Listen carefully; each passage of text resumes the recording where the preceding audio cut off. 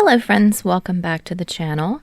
Today we are continuing on with quote love unquote by New Amsterdam. We are up to chapter 8 and today's episode is a continuation of the beach episode from last video. He wakes up to a laden weight against his chest, somehow comforting rather than suffocating. As Kirishima opens his eyes, he sees the ocean dyed red and orange by the setting sun. Lying across his chest is Bakugou, fast asleep. The sand is gritty underneath Kirishima's back where he's been pushed off the beach blanket, and he's cold where the ocean breeze passes over his bare skin. Still, he's reluctant to move. Bakugou's face is softer in sleep, even though there remains a line of worry between his brows. His lips are gently parted as he breathes through his mouth, and one of his arms is draped over Kirishima's waist.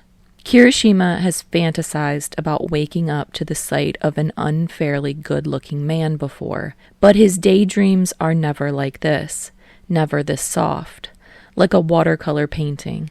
He holds his breath, tenderness welling up inside him as he looks down at Bakugou and imagines kissing him awake. Damn it. Kirishima mutters, betrayed by his own thoughts, his own desires. Immediately, Bakugou stirs. The crease between his brows deepens, and he makes an unhappy noise as he curls closer to Kirishima. Kirishima's heart beats furiously against his chest as he says, "Sorry, sorry," an instinctive response, the same one he makes whenever he wakes up one of his roommates too early in the morning. But it's exactly the wrong thing to do at this moment because it causes Bakugou's eyes to flutter open as he wakes. Kirishima sucks in a breath and braces himself for impact because he's sure that at any second Bakugou will register exactly how they've been sleeping and there will be hell to pay. But Bakugou doesn't explode. His eyes go from clouded to sharply alert, and he pushes himself up into a seated position as he rubs at his eyes with the heels of his hands. All the while, Kirishima holds his breath and waits. "What?" Bakugou growls after a moment. His voice is sleep-rough, and Kirishima desperately tries not to think of other situations that would cause his voice to pitch that low. "What the fuck are you staring at, Kirishima?" "I'm waiting for you to realize you want to kill me," Kirishima thinks. But that moment doesn't arrive. Bakugou proceeds to brush the sand off his skin, shivering in the cooling air. He doesn't move away from Kirishima, even though their legs are practically tangled together. He doesn't avert his gaze from Kirishima's bare chest, doesn't put any space between them. It's then that Kirishima realizes Bakugou did not wake up to the same situation that he had. Bakugou did not wake to fantasies of a romantic kiss or the impossibility of lying next to his longtime crush. The only reason Kirishima is embarrassed right now is because he fears his reactions will reveal too much. He's scared that Bakugou will realize how he feels. But Bakugou can be utterly casual, can sit too close beside him without giving a single fuck because this doesn't mean anything to him. It's a role he's playing, and he needn't fear revealing feelings he doesn't have. "What's wrong with you?" Bakugou says, shoving half-heartedly at Kirishima's side. "You look like you're gonna puke." Kirishima isn't nauseous, not unless what he's about to throw up is his heart. The furrow on Bakugou's brow deepens, confusion and irritation warring over his face. "What are you?" "Kirishima, Bakugou, time to get up." They turn simultaneously to see Ashido and Uraraka running up the beach towards them. They're both smiling widely, but when Ashido spots the two of them, her expression turns sly. "You guys have been sleeping for hours," she complains, crossing her arms over her chest. "Kirishima, come hang out with me." Bakugou lets out a huffy breath. "Maybe he wanted to get away from you losers." "Don't be rude," Uraraka says. "And anyway, Kirishima-kun came here to spend time with all of us, didn't you?" Kirishima smiles weakly as he looks around at the three of them. So far, he's proven nearly incapable of saying no to any of these people. "We can all hang out together," he suggests, grabbing Bakugou by the elbow so that he can hoist them both to their feet. Bakugou sputters and edges out of his grip. "Gross." "That's kind of sweet," Uaraka says, tapping one finger against her chin. She looks at Ashido and says, "Bakugou-kun doesn't want to share his boyfriend with us." "Too bad," Ashido says, grabbing Kirishima's hand and tugging him forward. "I had dibs first, Bakugou." She sticks out her tongue. "Fuck off, Black Eyes." Bakugou grouses, stomping forward so that the four of them are walking in a line. Kirishima reaches back to grab the beach blanket, draping it over his arm as he walks between Bakugou and Ashido. Uaraka walks on Bakugou's other side, still wearing a thoughtful expression. When Kirishima accidentally catches her eye, he blushes and looks away. Time passes. Yaoyorozu has a lot of ideas about what a proper beach trip entails.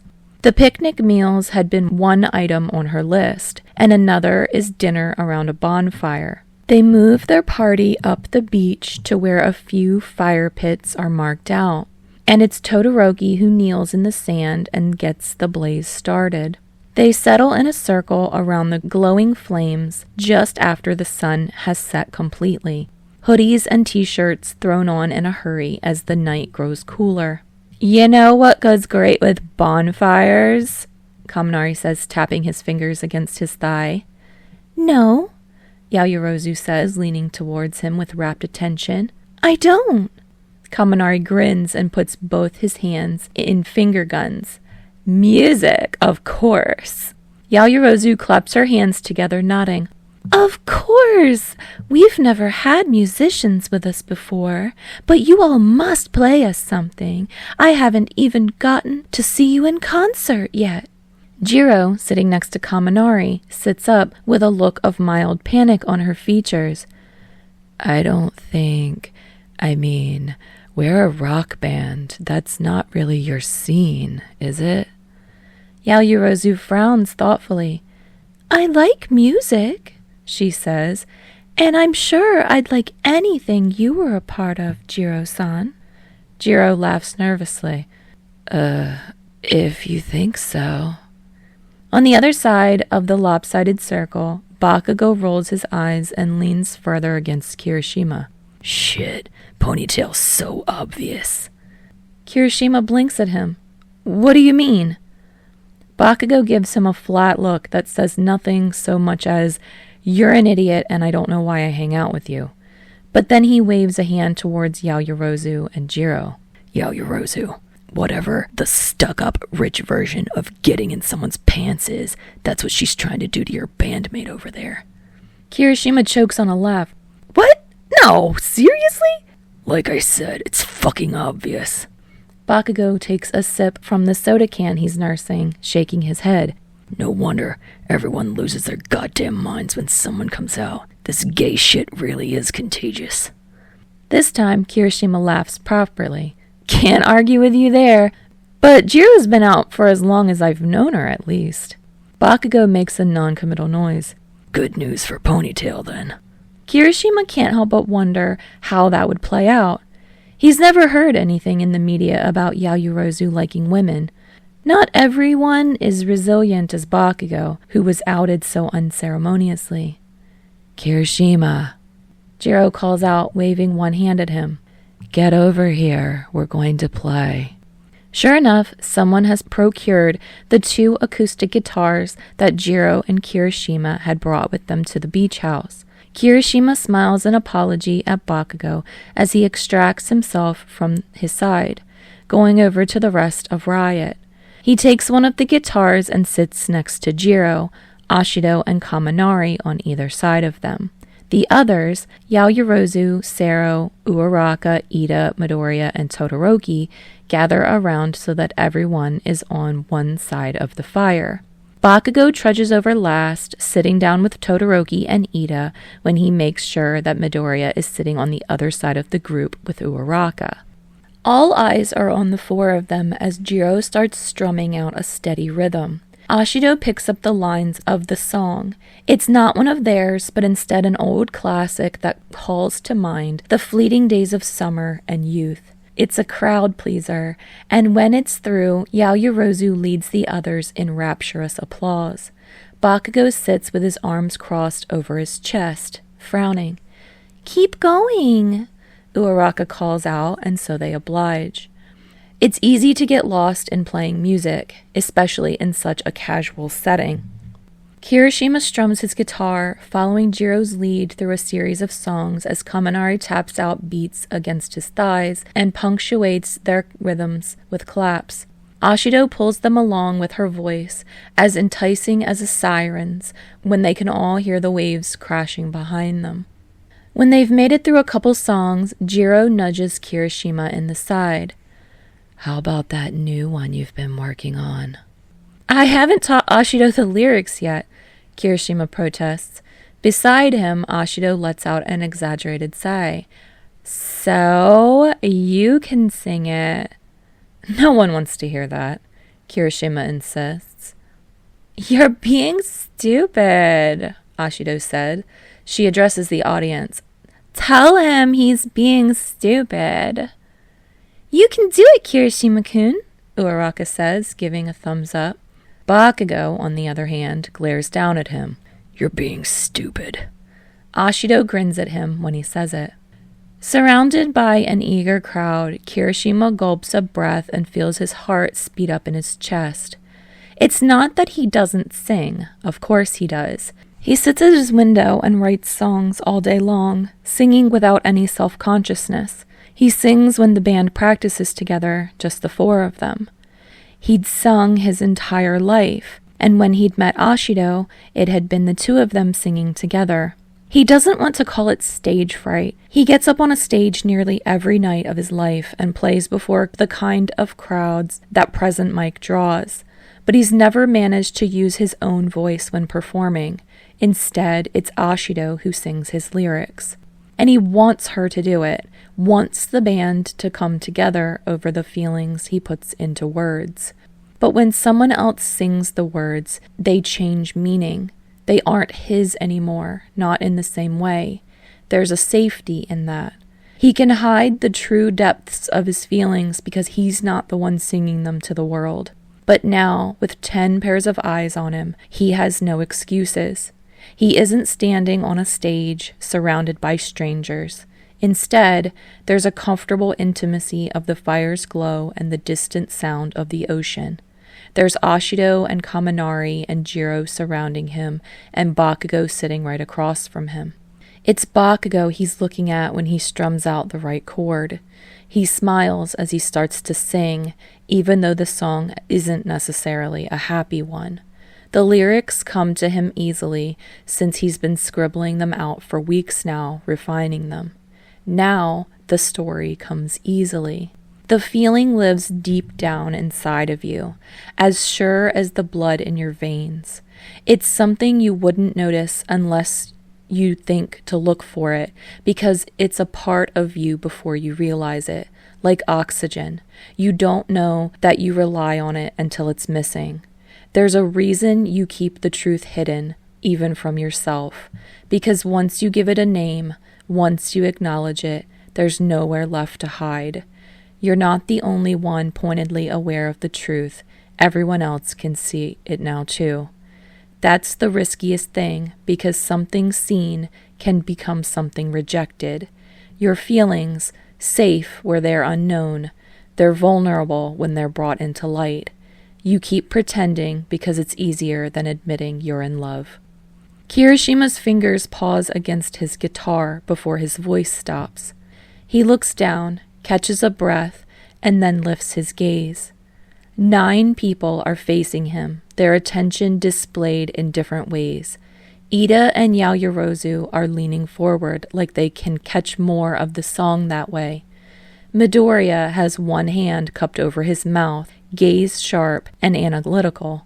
Todoroki's eyes are closed, and Uraraka is swaying in time to the echoes of the music. Sero catches Kirishima's eye, and grins widely. But Bakugou sits in the shifting shadows caused by the fire and glares, his eyes burning like smoldering embers. Kirishima lets out a hiccuping laugh, then sets his guitar aside. "It's not really finished," he says by way of apology. "We usually work on songs all together, but that one's still just me, so..." "So?" Kaminari says derisively, planting a hand on top of Kirishima's head. "Dude, shut up. That was amazing." And then, all around him, the others start agreeing. Yaoyorozu and Ida are clapping, and Sero's calling out praise, and Ashido is wearing an "I told you so" expression. Kirishima's entire face goes red, but he can't help but smile through the embarrassment. Moisture gathers at the corner of his eyes, and he brushes it away impatiently. Surrounded by these people, each of whom is immensely talented in their own way, Kirishima thought he would feel inadequate, but instead he's surrounded by warmth and acceptance, and his heart has never felt so full before. But then he looks up and catches Bakugou's eye again, and he wonders how they went from leaning against each other on the other side of the fire to Bakugou staring at him with cold anger in his eyes. Time passes. The fire has long gone down to embers, but everyone is still laying out against the sand, too lazy and content to move just yet. Jiro is leaning against Kaminari as she holds out a hand and displays the tattoo inked across the inner portion of her forearm. It's a treble clef against the 5 lines of a music staff, and then a line of precise notes. Yaoyorozu's finger trails across the tattoo almost before she's aware of it, then sits back with pink cheeks. "Is it random notes or a specific song?" "It's a song," Jiro tells her. Her cheeks are getting redder too. Instead of elaborating, she lifts the other hand to show off her second tattoo on her wrist. This one is in color, deep purple and black ink, forming a jagged speech bubble like the kind found in comic books. Inside the speech bubble, block letters read, "Riot." "For the band?" Yaoyorozu says, nodding. "That's a lot of dedication." Jiro shrugs, thumbing over the tattoo as she sits up. "Well, we're in this together now. We all went and got tattoos at the same time after we recorded our first song together. We knew it was something special." "That's right," Kaminari cuts in. He lifts the hem of his tank to show off the yellow and black version of the same tattoo that's inked against his hip bone. "We all match." Everyone is following the conversation now, and they turn to Kirishima next. He shrugs and points out the same tattoo in red and black on his bicep. "You guys have already seen mine. I wasn't even wearing a shirt for most of the day." "We didn't realize it was special then," Uraraka tells him. Kirishima grins. "The name was definitely my idea, but it wouldn't mean anything if it wasn't the 4 of us. So yeah, it's pretty special." All eyes are on Ashido. She's been lying on her side next to Uraraka, but now she sits up and turns around so that her back is facing everyone. She pulls the neck of her t-shirt down, revealing the pink and black tattoo on the back of her shoulder. "You have one too?" Sero's voice echoes in the night air, shocked. Ashido whips around to stare at him. "What's that supposed to mean? Of course I do." Sero waves his hands in front of his face, quickly trying to backpedal. "Oh, yeah, of course. I didn't mean..." Ashido's eyes narrow, glowing yellow like a cat's in the low light. "No, I think you did." "What are they talking about?" Jiro mutters to Kirishima, and Kirishima thinks he can guess. He hears the ghosts of an old argument starting to stir. He wishes he could stop it. "It just didn't seem like something you'd do," Sero says, deciding to stand his ground. "I thought maybe you'd move on, or you were never one to share the spotlight, Mina. I was just surprised." Ashido purses her lips like she's trying to hold her tongue, but then she fails. "How do you know what I would do, or how I feel? And of course I share the spotlight. We're a group." "You didn't used to be," Sero says, a bit helplessly. You were solo for a long time, Mina, and even now you're sort of the focus. I was 17, Ashido seethes, her voice burning. She's on her feet now. And you were the one who left, remember? So how would you know whether I can share the spotlight or who's the focus of our band? None of that has anything to do with you. Sero is uncomfortable with Ashido's ire directed at him, but his brow scrunches with frustration. You're still the only one singing, aren't you? Even though we all just heard what Kirishima's capable of. Now he has to intervene.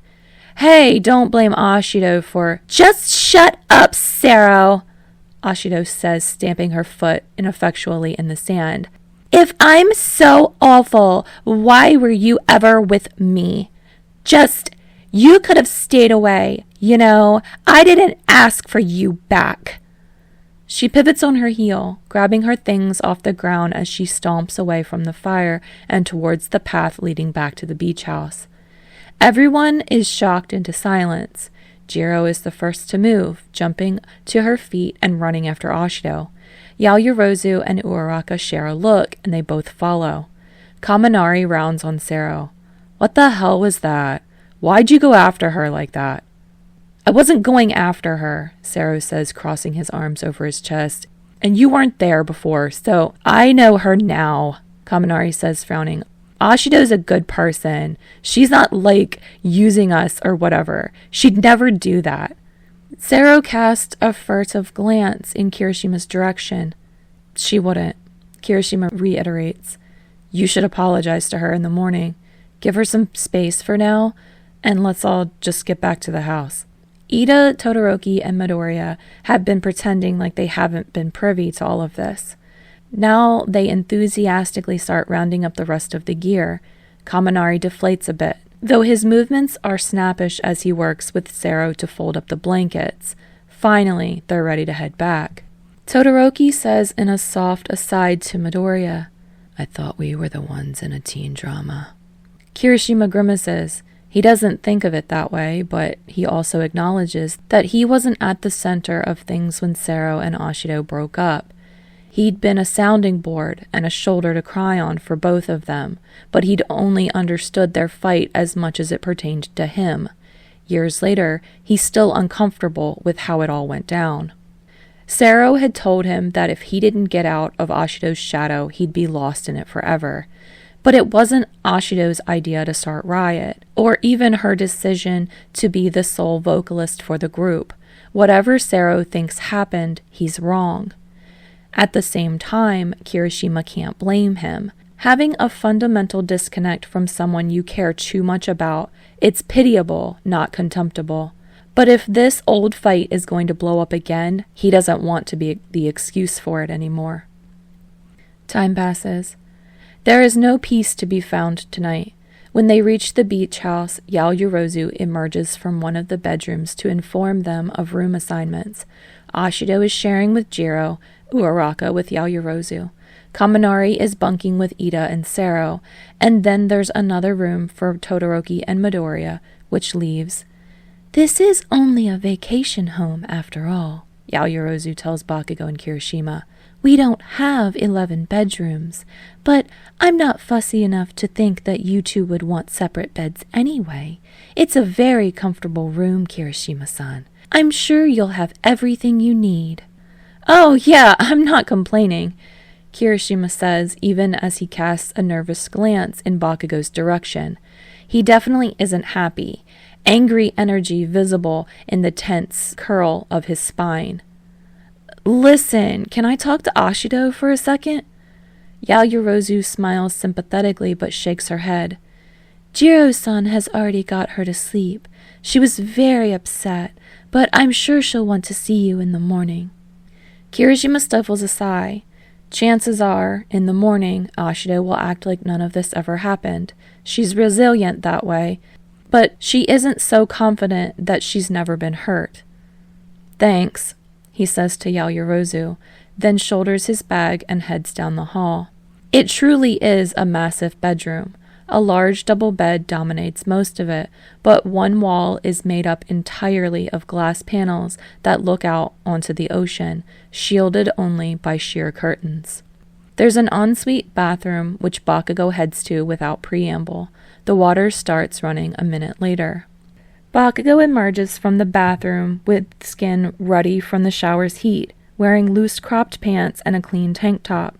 He towels off his hair and doesn't say anything to Kirishima. Kirishima gathers his own bundle of clothes and toiletries, heading for the bathroom. Bakugou isn't usually one for ambient conversation, but there's something pointed about his current silence. Kirishima doesn't know what he did to earn Bakugou's anger, but it's like they've taken a leap backwards just when they'd started to make progress. He leaves his hair loose and damp around his shoulders after showering, pulling on a t-shirt and boxers. When he re-enters the main room, Bakugou is lying on one side of the bed on top of the covers. He has his arms folded behind his head as he stares at the ceiling. Kirishima sits down on the edge of the bed. "What are you thinking about?" Bakugou blinks, a grimace ghosting over his features before he makes his face go blank once more. "Is it the bed thing?" Kirishima asks. "'Cause we already basically slept together earlier, and you didn't seem to mind that." An angry color flushes Bakugou's cheeks. "Just shut up." "I'm serious," Kirishima continues. "It's not that big a deal, is it? Kaminari and I fall asleep together all the time, same with Ashido. Jiro's a little pickier, and I believe that you are too, except for earlier." Bakugou moves so quickly that Kirishima barely registers what he's doing, until Bakugou's foot slams into Kirishima's side, kicking him off the bed. Kirishima lands in a heap on the ground, head spinning as he tries to reorient himself. "Shut up." Bakugou is back in the same position, lying head down and staring at the ceiling. It's like he never moved. Kirishima pulls himself to his feet, staring at Bakugou with confusion. "Dude, what's your problem?" "You." Bakugou snaps. "You're really pissing me off." Kirishima blinks. "I didn't do anything?" Bakugou swallows a curse, rolling his eyes towards the ceiling. "You don't even fucking see it." He curls upwards until he's in a seated position, staring Kirishima down with fire in his eyes. "See what?" Kirishima snaps, truly frustrated. Why does Bakugou keep expecting him to read his mind? Bakugou points at him. "Why don't you sing for Riot?" The question blindsides him. "What?" "You heard me. Why are you up there like an extra when it's your music?" "It's our music," Kirishima protests. "It's not like I could do it all by myself, even if I wanted to. Every piece of it is important." Bakugou makes a strangled noise in the back of his throat. "You don't even try." Now Kirishima is genuinely affronted. "Look, I don't know what brought this on, but what does it even matter? I'm not telling you how to act or what roles to pick or anything. You don't tell me how to handle my music." "At least I know my own worth," Bakugou says, crossing his arms over his head. "Sero might be the world's biggest fucking idiot, but he was right. You let Ashido take the spotlight. You do it on purpose." Kirishima stops himself, shakes his head. "You don't know what you're talking about." "It's pretty damn obvious," Bakugou snaps. "You know what's worse than someone with no talent forcing themselves where they don't belong? Someone who has talent and hides it, who doesn't believe in themselves." Kirishima's voice catches in his throat. He loves music. He's always dreamed of being on stage and sharing his songs with the entire world. But it doesn't matter what he wants or what he's dreamed of. He's known that for a long time now. "Thanks for your opinion," he says slowly, voice hollow. "But I can't do anything to change it." "The hell you can't." "I can't," Kirishima says, and it comes out strained. I freeze up. The instant I open my mouth on stage, I can't do anything. You think I haven't tried? I have. I've been trying for years. And maybe it's easy for you, Bakugou. when you've been acting since you were 4 and you've never had to worry about whether you're good or not. You're amazing and everyone knows that. But not everyone is that amazing. Not everyone can do what you do. Bakugou is looking at him, with eyes flickering like candlelight. Kirishima can't tell what he's thinking, and for once, he's not even trying. He doesn't have the energy to spend on figuring Bakugou out, not when he's just driven home that Kirishima might never achieve the things he wants to. It's one thing for Ashido to push him to do more, for Kaminari to encourage him, but to be laid bare in front of the one person he wants to impress more than anything, that's excruciating. It must suck, huh? He says quietly, having to pretend to be with someone who isn't good enough. Bakugou's face scrunches with irritation. You're so stupid, he says, and there's a quality to his voice that Kirishima can't parse. Yeah, he says, I guess I am. For a second there, he had himself thinking that he could be worthy of Bakugou. What a lie he'd told himself. They don't say anything else to each other, and the bed is big enough that when they both lie down, they don't even touch.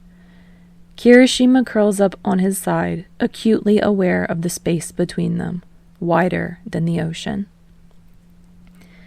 All right, friends, thank you so much for joining me for this chapter. I know this one doesn't end super happy. The song that the author has picked for this one is I Always Knew by The Vaccines. I hope that you will come back and join me for the next chapter. The next one will be chapter 9, and it's sort of like the last part of the beach episode. I keep calling it the beach episode like it's a freaking anime or something, but that's like the last part of like the beach time during this fic. So I hope you will come back and join me for that last piece, and if you do, I'll see you next time.